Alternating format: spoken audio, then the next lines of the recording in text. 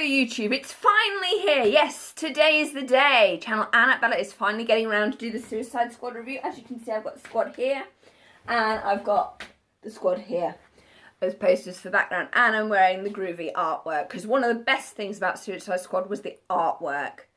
The whole promotion of it was done really, really well. Big tick in that box. Yes, I am left-handed, so my ticks are backwards. So what? One of the big problems, and there are so many with Suicide Squad, was the editing. And I just want to get that over and done with. I don't know why, but they've had like 8 million different types of editor on it. Even a company that did the wonderful, wonderful trailers for each individual character ended up doing the editing of the final piece. Don't know why. WB decision. But here is why Suicide Squad ended up being sort of like every different thing chucked in a basket and blended, basically. The DC Comics and the WB got a blender, shoved everything in and hoped it would be a good movie. 6 weeks is not long enough to write a decent script. And I'll show you why. They attempted to do Suicide Squad. So this is the Suicide Squad comic from the New 52. So they included that because it's Suicide Squad. They also, for some bizarre reason, decided that they would include Harley Quinn's origins. So they included Mad Love, or at least they tried to before they edited Jared Leto's interestingly eccentric Joker down. And I'm actually glad that Jared Leto played the Joker, not Ryan Gosling, because let's face it, Harley Quinn and the Joker's relationship is not The Notebook. It is more Bonnie and Clyde. Anyway, moving on from that, they also included this, which is a really, really great cover, but they included it. There were so many comic Easter eggs in this film that for a general audience member, they must have been like, what on earth does this have to do with the main plot? In fact, where is the main plot? That was a good question. And they also include some aspects of the Killing Joke in there as well, just for good measure, I guess. And they included Johnny Frost, who is a character in the Joker. I'm going to show you a picture of Johnny Frost in here, if I can find a decent one, and I apologise. Yeah, this is Johnny Frost down here. Johnny Frost is a character in Suicide Squad, and this is the book that he comes from. In fact, there are several moments from this book that are actually, this comic, that are actually in Suicide Squad. The scene where they take the guard into the back of the casino and there's a guy chopping meat. In this, there's Killer Croc, and he's chopping meat there, and he's talking to the Joker, because the Joker actually knows Killer Croc. They're quite good friends, actually. And for those people who say that the Joker never owned a club, in this one, he does own a club. It's called the Smile and Grin, and Harley Quinn does work there as a stripper. Just to let you know. Yes, welcome to the actual DC Comics. It's Detective Comics. Batman comics have always been dark, and they've always been about Vice. If you don't know what Vice is, I suggest Googling it, possibly with a parent. So yeah, so they tried to include Johnny Frost from this. They then tried to include aspects of the Killing Joke. I'm not quite sure why, but they tried to include aspects of that, hence the Ace of Chemicals scene. I will show you that as well. Here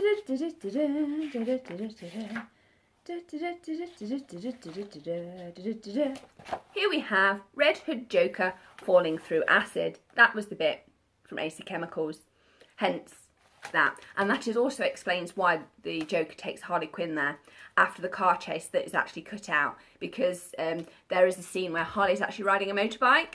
Yeah, for those people that know the whole rev up your Harley thing, I think we can understand why that sexual innuendo got cut. But she chases, after the whole electroshock therapy, she chases him down and gets him to take her to where he became the Joker, which is the Ace Chemical Plant. The Ace Chemical Plant, and voila, Harley Quinn is born. This is Mad Love. This is the comic that she first appears in. Actually, her first ever episode is from, Harley Quinn's a character from the animated TV series. Her first episode is The Joker's Favour, which is a good sort of behind the scenes thing into how the Joker became the Joker. Check it out. And also the episode Mad Love. She was created in the 1990s, so she's only like 24 years old as a character. Moving swiftly on, so as you can somewhat see, so all of this is a particularly famous cover. Yes, I was so pleased to see it in the movie. Yeah, I'm a DC comic geek. And then they included that. So they tried to include 1, 2, 3, 4, 5. 5 being where all the other characters are. This is just 4 things on the Joker, Harley Quinn, and let's not forget Johnny Frost. Yeah. Too many cooks? Too many influences? Probably. There were some great things in Suicide Squad. The editing wasn't one of them. Though I did like the little intros to each character. I thought that was really well done. Some characters I thought were really, really well used. Diablo. Loved the bar scene. Loved his story. Loved how they kept that back. Slipknot, we knew he was going to die, but we knew that somebody was going to actually do the whole exploding neck thing. Killer Croc, he actually had some more scenes that explained a little bit more about him, but he was overall a tad underused, but I felt that where he was used correctly. Katana, what is the point in introducing a sword that can literally contain the souls of the people that it's killed and then not use it? Thought that her backstory was really well done. Thought that Harley's originally was really well done, and her performance is one of the better ones. Then there was Captain Boomerang. What was his purpose? He was sort of underused, though great characterisation there. Jared Leto Joker cut out for reasons of I've got no idea.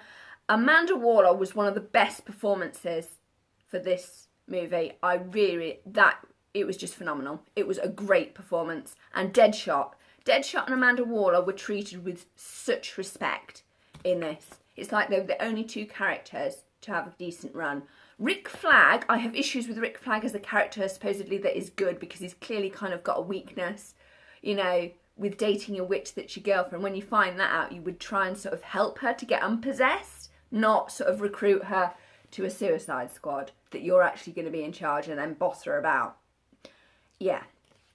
Talk about relationship abuse going on there. Overall, I felt that there was some great individual characterisation. But this is the difference. Marvel movies tend to have weaker characters, great overall plot. DC tend to have very, very strong characters and weaker overall plot because they don't want to kill anybody off. They're very cagey about it. I mean, yes, the Joker has tried to kill Harley so many times it's ridiculous, but she always manages somehow to pop back up. And then there's the principle of a metahuman. What is a metahuman? Now, this is originally what I thought a metahuman was. A metahuman is somebody like the Flash who can run really fast or has a superpower. So Batman would not be a metahuman. He hasn't got any powers. Now this is where it gets complicated. Katana has got really good martial arts skills, but her sword has got metahuman abilities. It contains the souls. So is she a metahuman or is she just a really, really good martial artist? Harley Quinn is a complicated character because she actually falls in both camps. She's an Olympic level gymnast, she's got greater skills than the average person, which puts her in the same bracket as Katana and Batman. But she's also immune to Joker venom and other poisons from her friend Poison Ivy and from the Joker.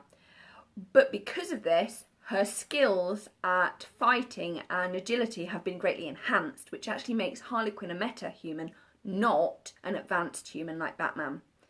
The Joker, yes, he's immune to his own Joker venom, but he's also got super sanity, which is why he breaks the 4th wall. Harley Quinn is another character who breaks the 4th wall as well, because we think that the Joker knows he's a comic book character, and we suspect that Harley might have an inkling, but she's not as self-aware as the Joker is, so she conforms to a pattern. Overall, I felt that Harley was really well played. There is some discrepancy with her character because Harley, when she's with the Joker, absolutely loves him. When she's away from the Joker, she absolutely hates him. That is the classic Harley Quinn model. Obviously, they've had to change that because of the way that they dealt with their relationship, and there are pros and cons for that. They are not relationship goals. The Joker and Harley should not be a relationship goal. But let's face it, let's own up and be absolutely honest here. In the comics, they do have a daughter, Lucy Quinn. That's from the Injustice storyline. And in the future, in Batman and Beyond, they do have twin granddaughters called Dee Dee. So that's on the cards. Whether we will see that, I don't know, in future movies. I think that overall Suicide Squad had some really great things going for it, but it's almost like they chucked everything into a blender and made a mess. They just needed more time. And I'm not dissing any of the actors because I thought that the performances they did were really great. I'm actually dissing the editing and the overall plot. Enchantress and Incubus, great villains, and I think it's great that the Enchantress would turn on Amanda Waller, because Amanda Waller is the overall villain of this thing.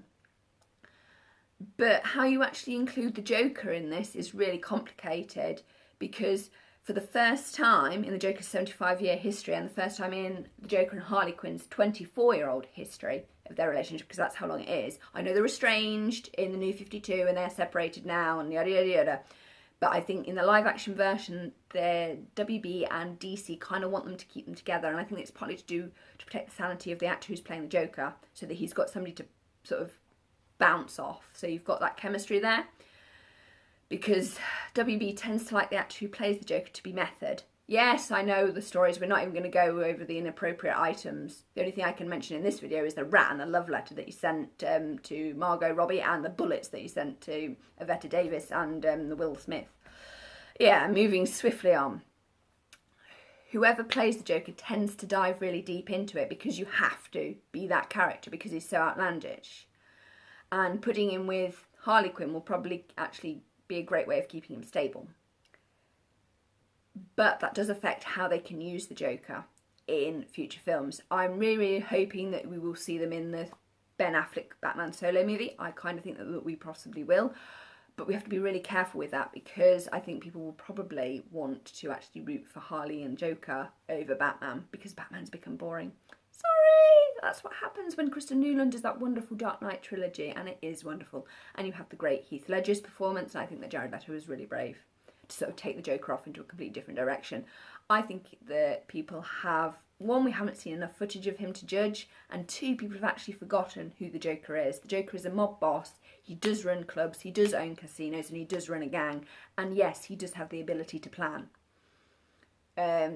We're so used to seeing the anarchic Joker that people have forgotten that actually he's a mob boss, he runs a gang, he has 2 pet hyenas, has a girlfriend, and he basically owns crime. All criminals have to pay tribute to him. That's why he's rich. You know, his face puts the fear into other criminals. It was said multiple times in, oh, all of these? Whenever he's mentioned, they want to get him on the Suicide Squad. I don't think that's going to happen. That's why they've got Harley. There's a reason why Amanda Waller has picked Harley Quinn. It's to keep the Joker in check. Because people have twigged, oh, if we get his girlfriend, we can control the Joker. And that's why he resents having Harley around.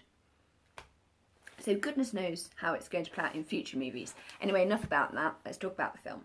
So she gets Harley, Killer Croc, El Diablo, and Captain Boomerang, except he's not there at the moment, and Enchantress. And she wants to use them to go on undercover missions. So this isn't like the Justice League. They aren't going to be out in the open. They're going to be doing the government's dirty work. They're basically going to be a hit squad, which is basically what the Suicide Squad or Task Force X is. It's a hit squad. It works for the government and tends to do very, very shady things, hence why they get the bad guys to do it. But to compel the bad guys, they put a bomb in their neck. And I found it very interesting that in the movie that the neck bombs came from Van Chris Labs, and Van Chris Labs is part of Wayne Enterprises. So basically Bruce Wayne is funding the development of weapons. He's always been funding the development of weapons, but this time he's actually doing net bombs for his criminals that he puts away. So is the real villain Batman? I was pleased that the guy who invented net bombs actually burnt in the Joker's plane. What I do want to talk about is the novel. I've read the novel. It is very, very different to the film. And this explains why they changed the relationship in the film to be more loving and less abusive. There are pros and cons for that. In the book, in the novel, when the Joker comes to rescue Harley, spoiler warning, la da da da da, yeah, you've been warned. When he comes to rescue her, he says, hello, baby. And then he says, come on, we've got murders to do. Come on, I've not got time for this. I've had to wait, da da da. She gets on the thing and he's like, this is terrible. And she wants to hug him and she wants to be very loving. And he's just like, oh, I can't believe all the stuff I've had to go through to get you out. This is just awful. It's a waste of my time. I could have been murdering people, but no, I had to come and rescue you. We're going to talk about this later. This is just putting me out. in the novel, that completely crushed any kind of hope that you had for all of these characters to actually get out of this terrible situation that they're in. Because let's face it, these are criminals who are being compelled to fight this terrible, terrible evil that could possibly destroy the world with a bomb in their neck. And then to have one person that has their neck bomb disarmed to then find their supposed lover, and then he's telling her off because it's taking time out of his busy murdering schedule. Admittedly, the Joker is insane, and I fully appreciate why he would say that. But for the whole plot, remember, the whole plot of Suicide Squad actually depresses the whole movie. And the movie is depressing because it's a depressing concept, which is probably why the WB went back, re-edited it to make it more humorous and jolly.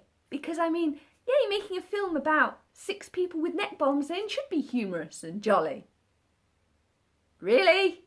Yeah, what were they thinking?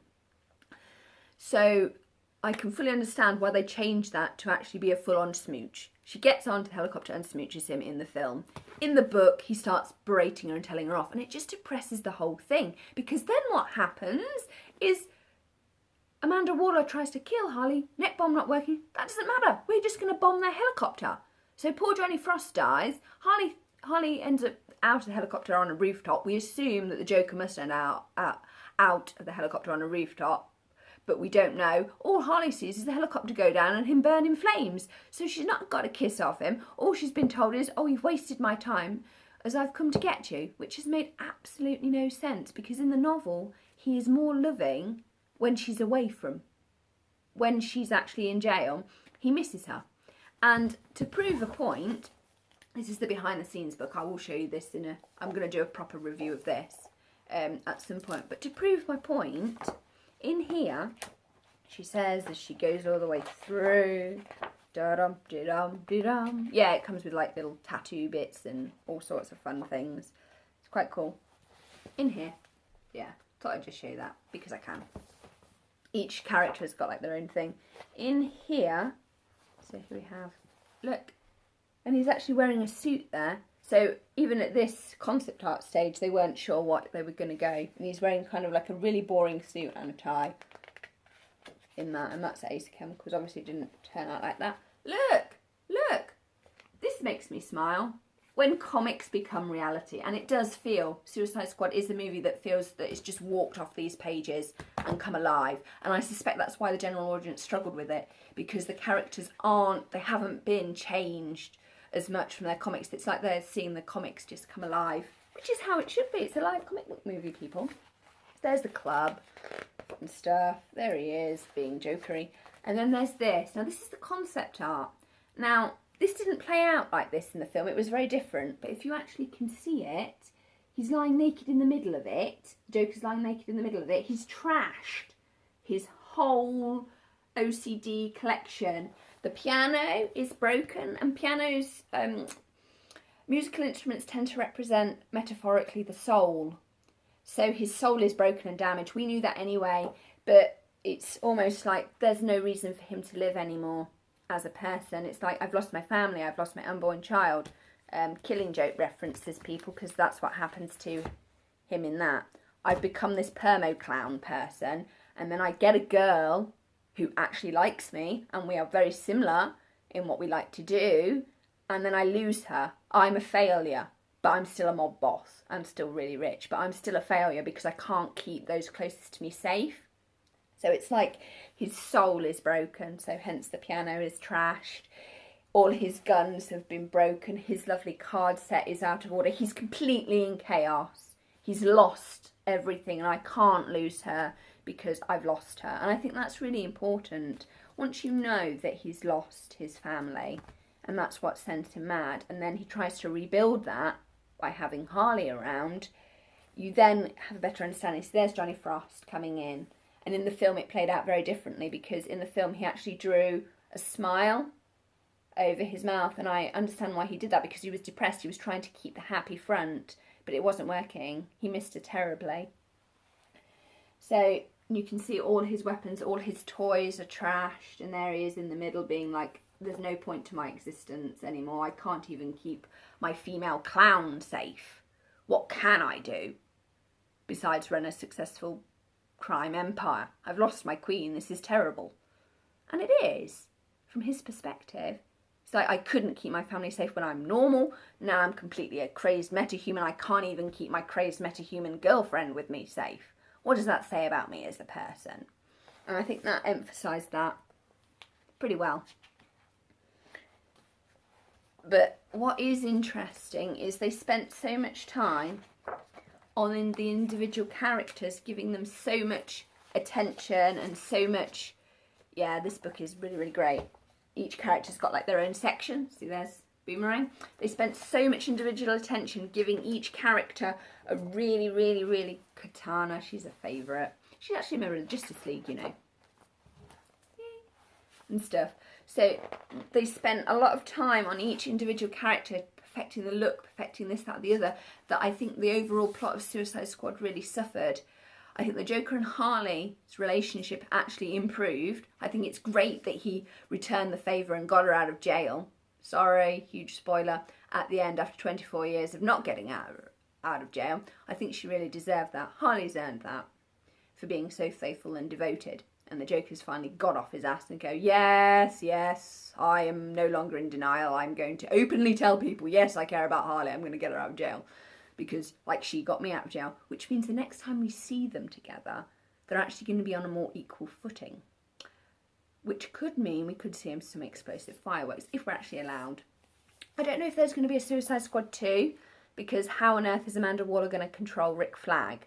Because Enchantress has gone, well, supposedly gone, and that was how she was controlling Rick Flag. Rick Flag's terribly important to how this worked, and that they got, I thought, showed the weakness of Rick Flag beautifully. Deadshot is brilliant as a leader. As you can somewhat see, they did really, really well with all the individual characters, but they neglected the plot, and that's the main thing. I think the Joker and Harley's relationship is going to look really, really good. I'm really looking forward to those deleted scenes being put back in the extended cut of Suicide Squad. But I wish they would stop doing these extended cuts. They did it with Batman vs Superman. And the thing is with Batman vs Superman is that was a comic. That was straight out of the comics. It's not something for a general audience. The general audience should... Maybe they should actually read some of these comics. Then they wouldn't be so shocked when things go, you know, kind of strange. And I'm actually going to tell you something. Deadshot, this is information that I've got out of my big book, because it actually tells you in this section, it tells you what everybody was in there for. Oh, and here's Harley's bit. Harley is currently in there, because I added up all of her things, and she's only going to be in there for 14 years and 11 months. And it's for armed robbery, grand theft auto, kidnapping, breaking and entering, and assaulting a police officer. So actually, Harley only had to do 2 missions and she would have been out. But if you believe that, you believe anything, because Amanda Waller is a... Yeah, she's a wall. She wasn't. Amanda Waller was never going to let these guys go. She was just going to continually increasing their privileges in jail. Deadshot has got... 3 life sentences, 1 life sentence out, which means that he would actually have to complete 3 6s at 18, which would make it 180 missions, because he's got 3 life sentences. Harley Quinn's 14 years, so that's 2 missions, 10 years each.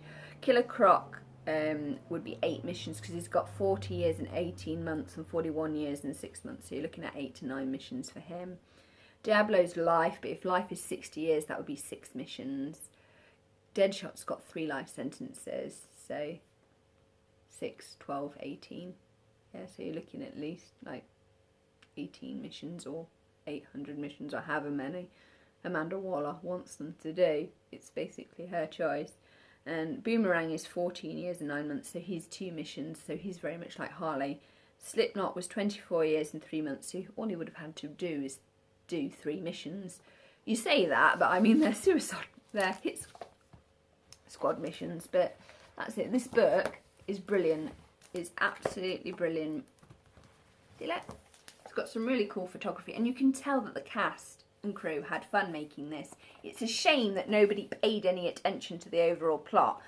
When you introduce magic into a world where you've got superhumans, it becomes an issue because magic needs rules, as J.K. Rowling's Wizarding World proves. And I'm not even going to go into that, because in J.K. Rowling's world, a witch or a wizard cannot conjure food out of nothing. That's not how it works. In J.K. Rowling's world, a witch or wizard can transfigure glass back into sand, because glass used to be sand. Logic. There's logic to it. This is the problem when you introduce magic, and I fully understand it, and I fully get why they chose to have these guys as villains, but it kind of didn't really make any sense. Yes, this is going to be a very long video. I don't care. But yeah, I recommend this book. I am going to be doing a separate sort of closer look at this one, so you guys can see it. I will just show you, do a flick through now, because I can. So you've got like an intro.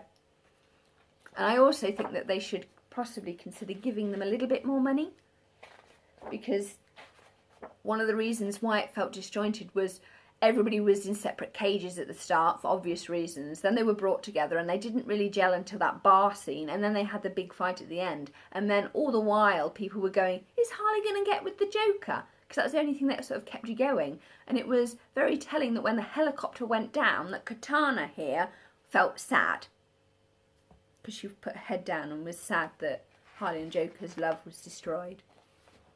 You know, when a member of the Justice League is mournful, something is wrong. So there's like everybody.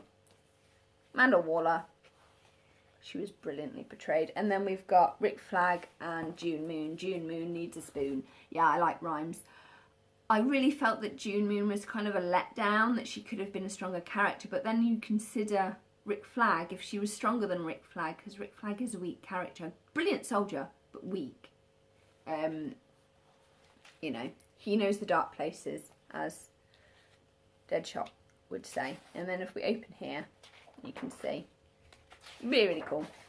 So there's Deadshot, and it is murder, murder, murder, murder, life, life, life, one life crossed through. Don't know why it's crossed through. Could be because of the mission he's just been on. Harley Quinn's case is still open. And then we've got Bellreeve, one of his murders is crossed through. Could be because of the successful mission that he did. I don't know. But in the movie, it did say that Harley Quinn was an accomplice to the murder of Robin. And that wouldn't surprise me, because Jason Todd would be annoying, and he died at age 17. Not that that's an excuse for it. It's not. But I mean, what was Batman thinking, taking a minor crime hunting? Yeah, Batman and sanity, not good. He's a criminal, it's Batman. He's a vigilante criminal. You have to get that in your head. He's just the other side of the line by that much. If he went that way, he would be in the same place. He'd be in Arkham. Which is why Batman refuses to kill the Joker, because he knows if he did kill the Joker, he would end up in Arkham, in the cell next door. Probably in between Harley and the Joker, and they'd all just be like, so you finally came. So here's Diablo, and it just says life there for him. And you've got Boomerang, and it's robbing a diamond exchange and armed robbery. So it's 8 years, 3 months, 6 years, 6 months, and overall, what did I add that up to be? 14 years and 9 months. So I don't know why he's screaming his head off, really. But in this, it says it's Bellreeve. Sorry, he's got a different prison on. In here, see, he's in a federal prison. They've had to Bellreeve prison is special security barracks. In the film, it's a special security barracks. These two, he's come from a federal prison, and this one's come from a state penitentiary and then a federal prison. So they've had to be they've been got out of prisons to come to Bellreeve. And there's Waller. I love the fact that some of it is. And then here's one of the main reasons why the film didn't perhaps have a great overall plot, because the characters are so big. I remember one review said too many crooks spoil the pot, and I think that's very true. I think that we could have had perhaps less is more. But then again, with Suicide Squad, you have to have somebody to die, and so Slipknot would still need to be included. So it just got really confusing. Who was who? There wasn't enough time. felt that the pacing was off, the editing was terrible. These are actual letters that are written by Zoe. Here we go. This is quite sad. This is awfully sad.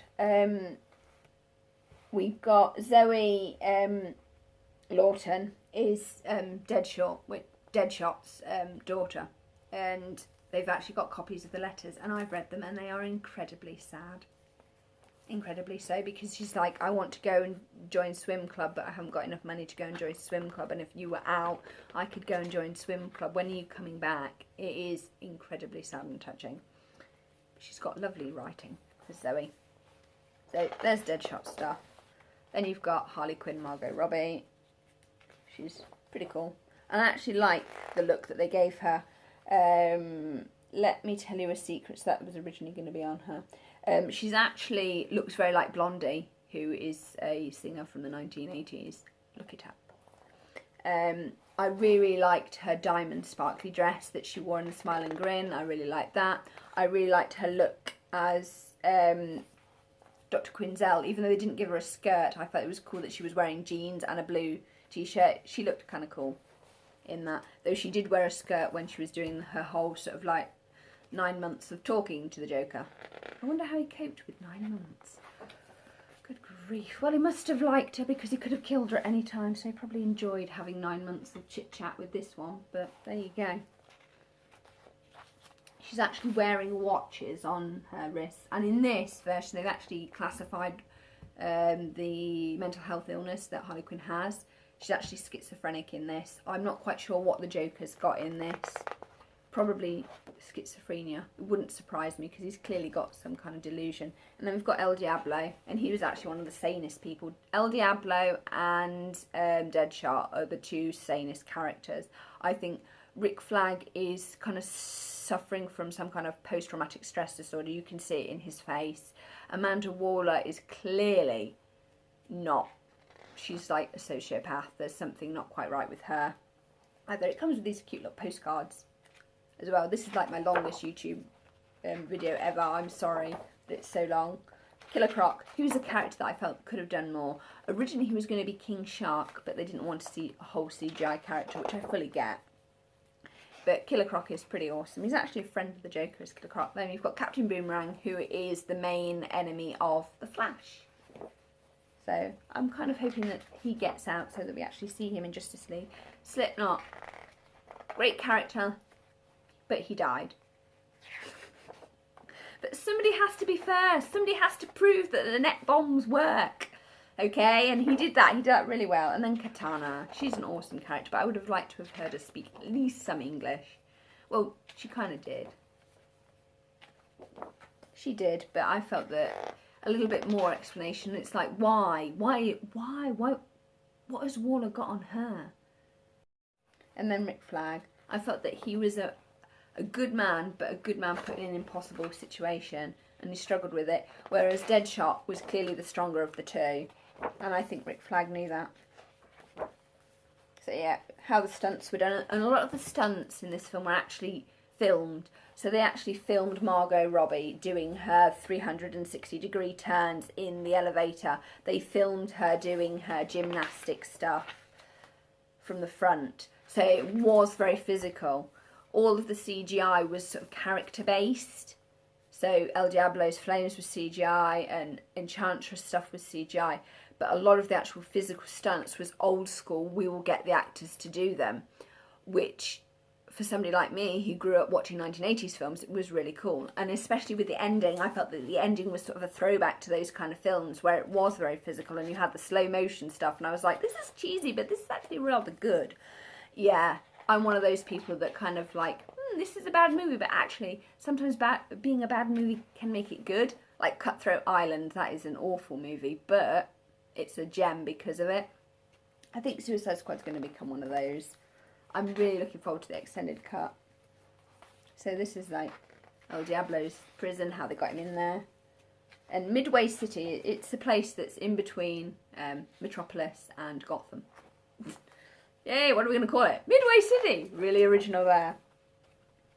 But it it felt very, very cramped and very contained and very edgy and very awkward. But then again, sorry, excuse me, it should have felt awkward. It should have felt cramped and contained because these were characters in horrible situations. We had the Joker pining for his girlfriend. We had Amanda Waller being completely nasty to people and being a bitch.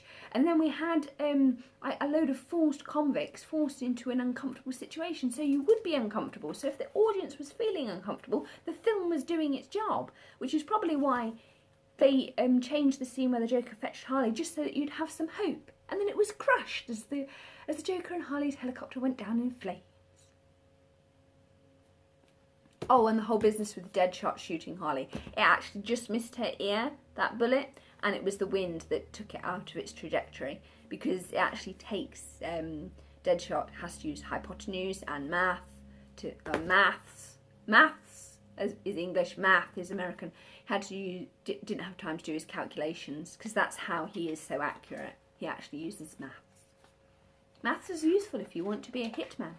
It helps you work out the angles on the trajectory and take into account the speed, wind speed, on your bullet, and physics. So here we have Enchantress. So yeah, I'm sorry this has taken so long, but this is quite interesting. Argus Committee for Detection, Identification, Surveillance, Research and Exploitation of Metahuman Entities. They're not actually classed as people. They are metahuman entities.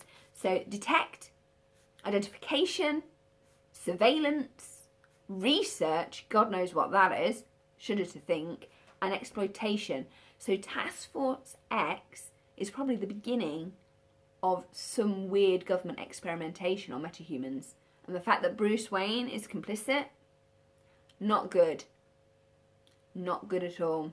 Because Bruce Wayne knows that he's only a snip away of being on the lab table.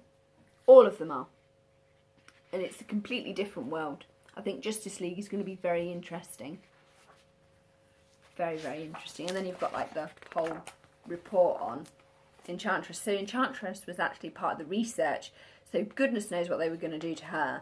So she actually might be more justified than anybody else, because on her report, she was probably going to end up being cut up. Ooh. Moving swiftly on. Well, let's face it. In the actual Suicide Squad comics, all of them get tortured. Amanda Waller puts cameras in Harley's eyes, for goodness sake, so that she can spot when the Joker turns up. Doesn't do anything when he turns up, just so that she knows he's there. It's gross. Basically torturing people. Then you've got Incubus, who a lot of people complained about the CGI.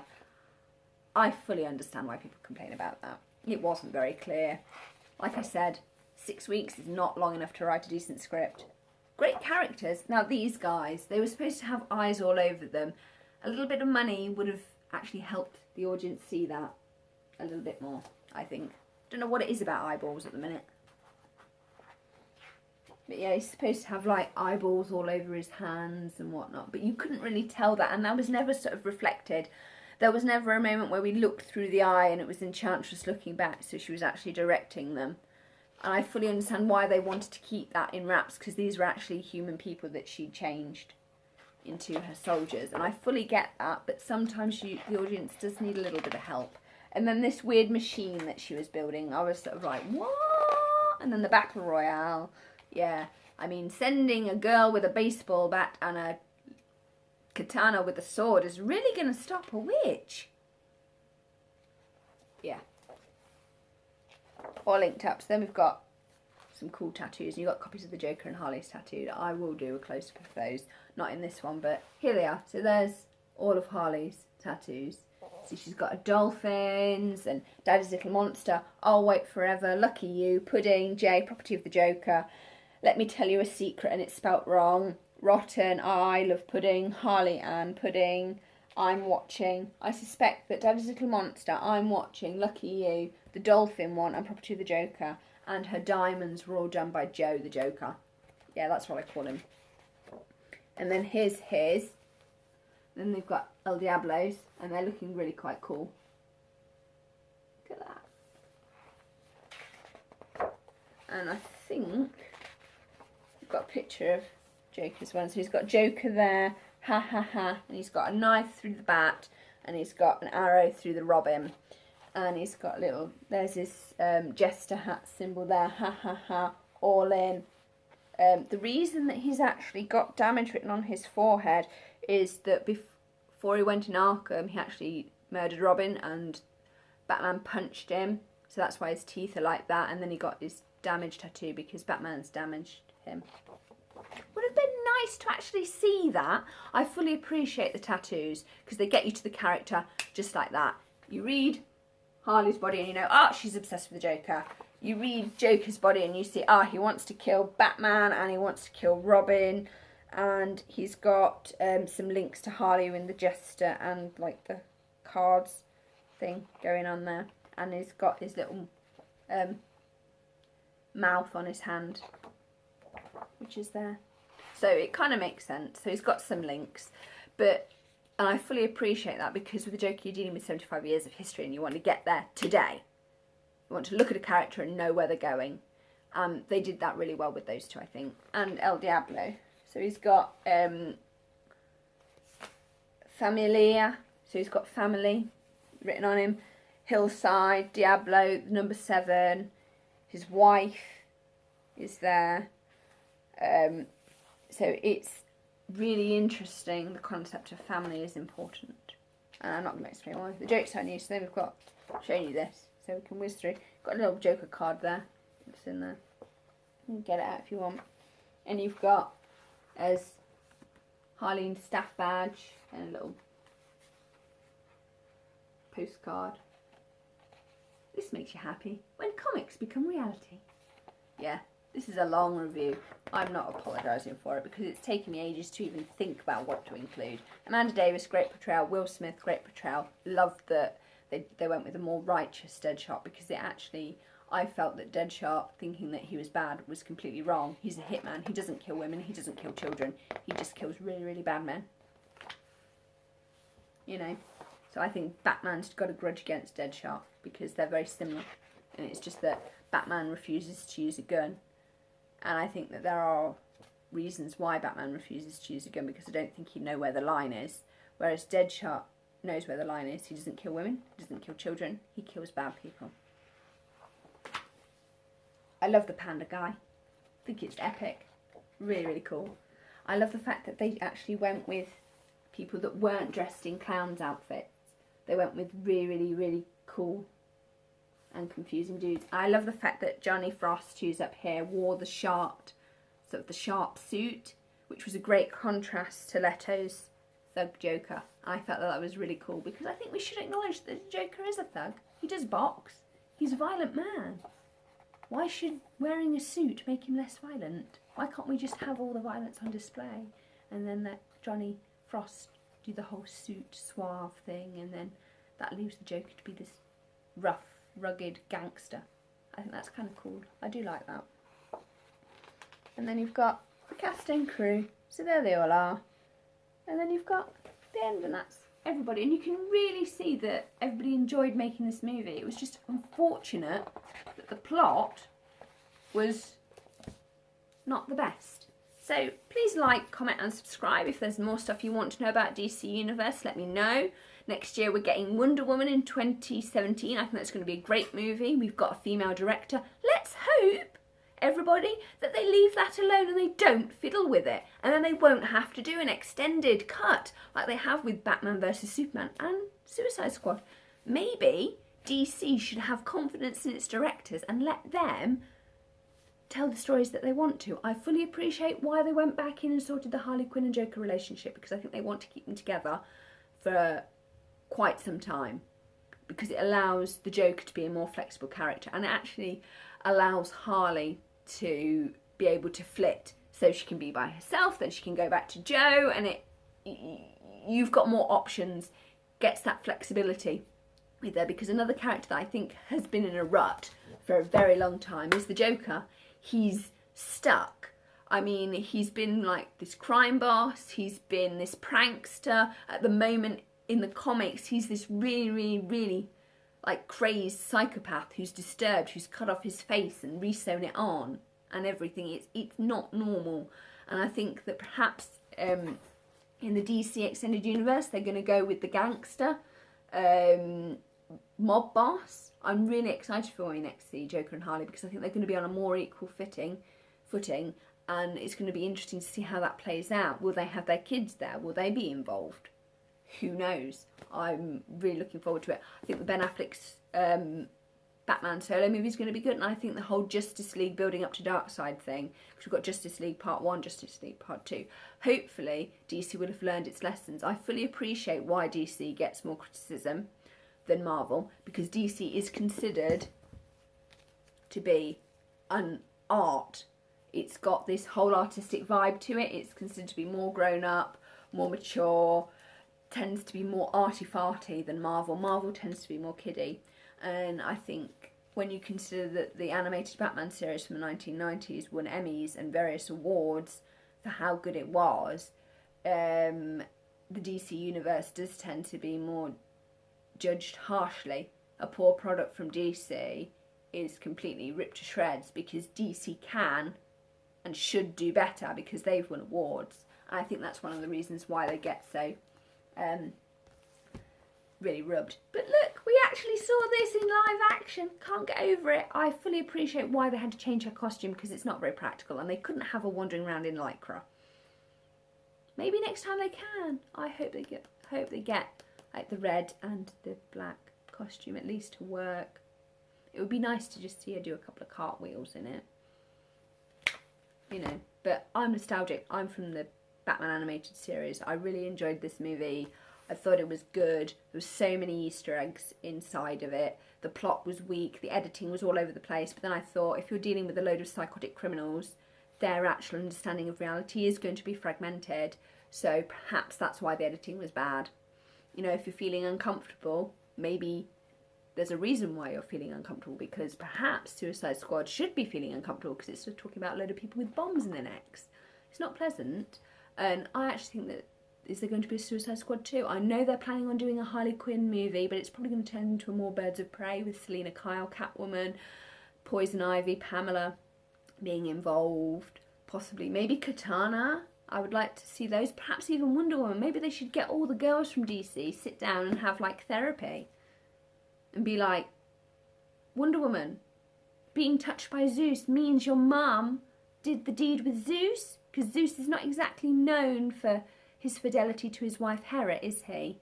So let's be honest, we could perhaps work through Wonder Woman's issues with her dad Zeus, and then we could perhaps work on Harley, the whole Joker thing, and say, what's going on? Is it love, or does he really just keep abusing you? We want to know. How's it working out this time?